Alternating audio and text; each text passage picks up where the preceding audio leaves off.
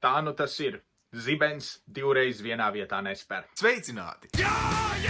Kībī! Kas jūs slimi esat? Bingo! Nu, pietrūka hokejs! Go, Leafs, go! Tā labi! Jūs nopietni! Latvijas izlase zaudē rezultātu 3-6 Amerikas Savienotajām valstīm un noslēdz 2024. gada pasaules hokeja čempionātu. Cerības jau tāpat pirms spēles bija mazas, bet tās tomēr bija. Mēs kā nekā bronzas spēlē pagājušo gadu uzvarējām Amerikas Savienotās valstis.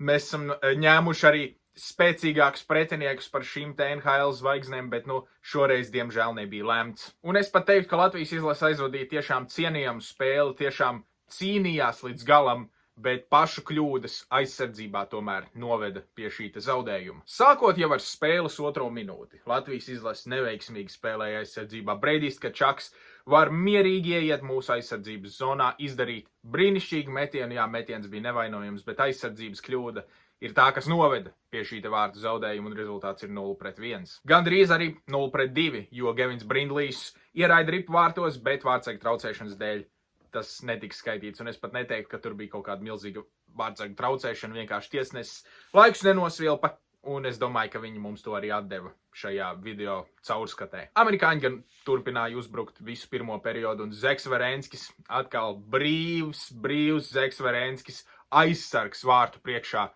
Vienkārši var mierīgi ieiet un izdarīt metienu, un rezultāts ir 0-2. Jau pa īstam 0-2. Vai mums runāt par tiem noraidījumiem pirmā perioda beigās? Droši vien jau parunāsim.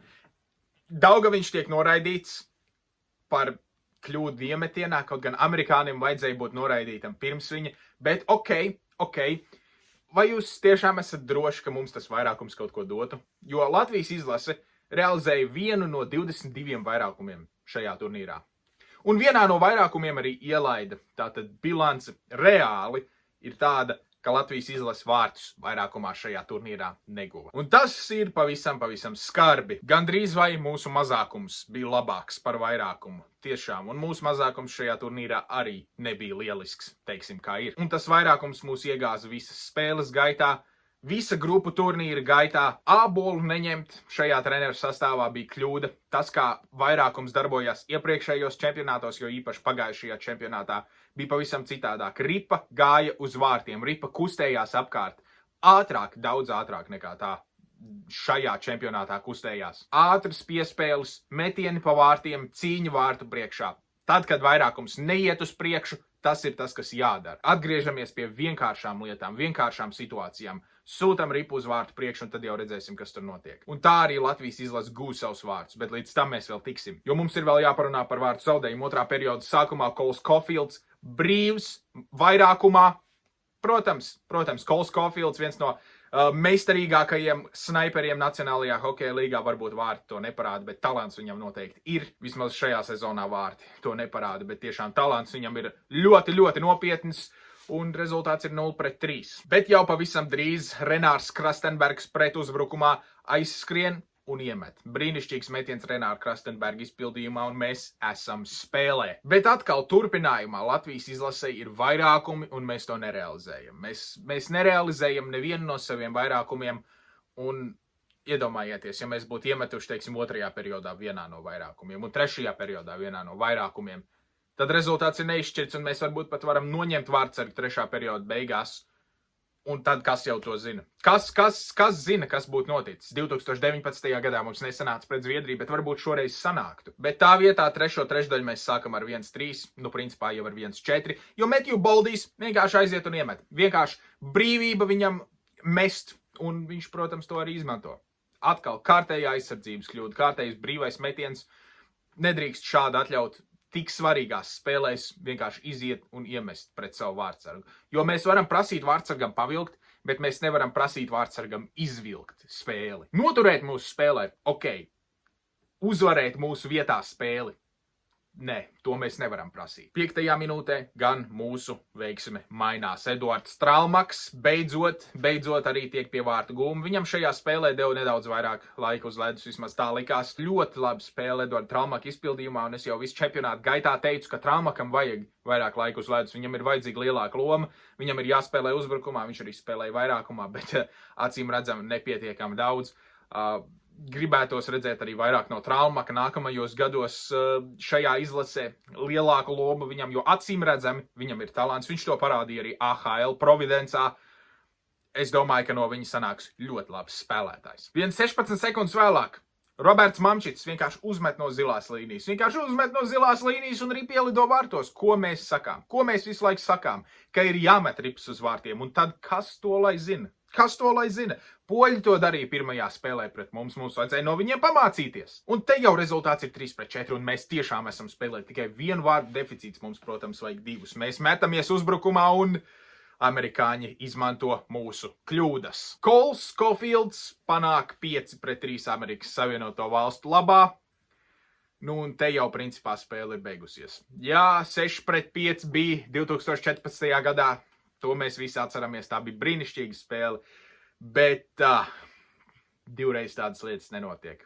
Mums nebija pretī galīgi vecs un jau galīgi izbeidzies Tims Tomas, kā tas bija 2014. gadā. Visas atlikušās spēles gaitā Latvijas izlase tiešām centās gūt vārtus, bet amerikāņu aizsardzība turējās.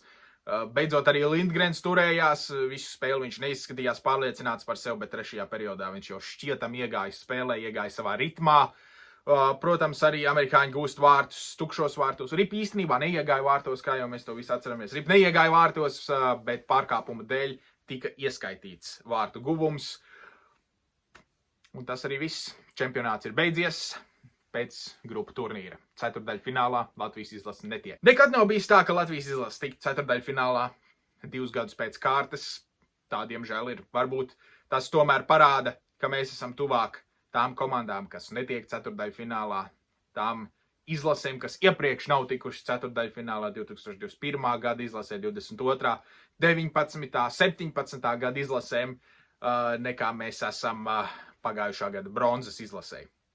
Vai 2018. gada ceturtdaļfināla izlasē. Jā, tās bija spēcīgas izlases, bet atbrauc gandrīz visi labākie spēlētāji. Un jā, pat daži neatbrauca, bet atbrauc atslēgas spēlētāji. Atbrauc atslēgas spēlētāji vairākumā un atbrauc pietiekami daudz dziļuma spēlētāji, lai mēs varam arī noturēties mazākumā, lai mēs varam izturēt spēles tempu, jo, kā jau es teicu, no pirmajām spēlēm ar vienu pašu Ābolu un Daugaviņu čempionātā uzvarēt nevar. Labā ziņa, mēs esam atraduši atkal Kristeru Gudļevski.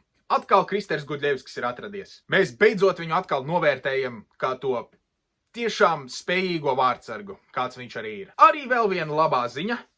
4 uzvaras 7 spēlēs. Jā, varbūt teiksim, ka mums vajadzētu ņemt tos 3 punktus no Polijas un Francijas. Protams, vajadzēja, bet nepaņēmām.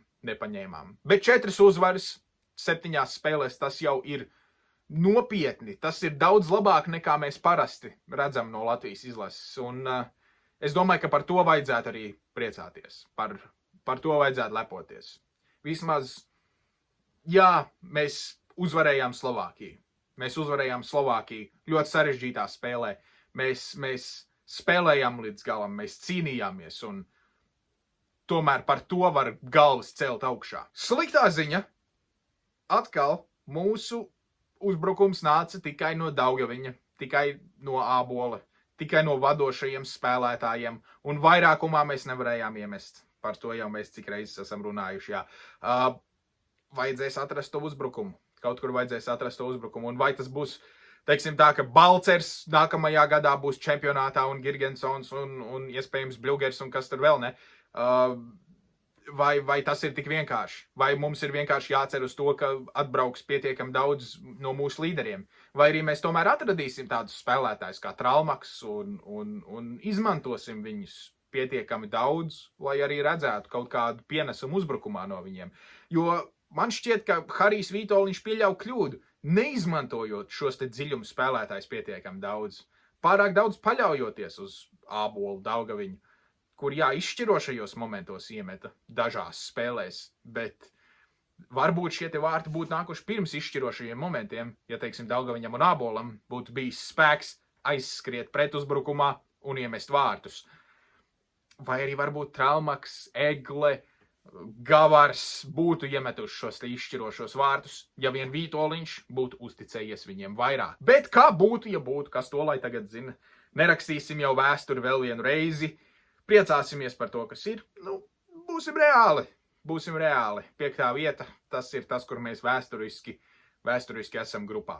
5. vietā. Tuvu 4. finālam, bet nepietiekami tuvu. Varbūt nākamgad būs labāk. Kas to lai zina. Bet tagad mums priekšā ir olimpiskā kvalifikācija, tagad mums priekšā ir Nacionālā hokeja līga. Diemžēl mūsu latvieši arī no Nacionālās hokeja līgas ir izsisti. Varbūt Uvis Balinskis dabūs uzspēlēt, kas to lai zina. Cerēsim, ka viņš Floridas Panthēru rindās debitēs Stanley Kausa izcīņā. Bet jā, tālāk mums ir olimpiskā kvalifikācija Latvijas izlasēji. Protams, būs video no olimpiskās kvalifikācijas. Sporta galds nekur nepazūd. Protams, sekojiet līdz sporta galdam tuvākajā laikā. Mēs nekur nepazūdam, mēs tikai uzņemam apgriezienus atkal. Es teikšu godīgi, man ļoti patika filmēt šos video, veidot šos video. Man tas pietrūka, man tas tiešām pietrūka.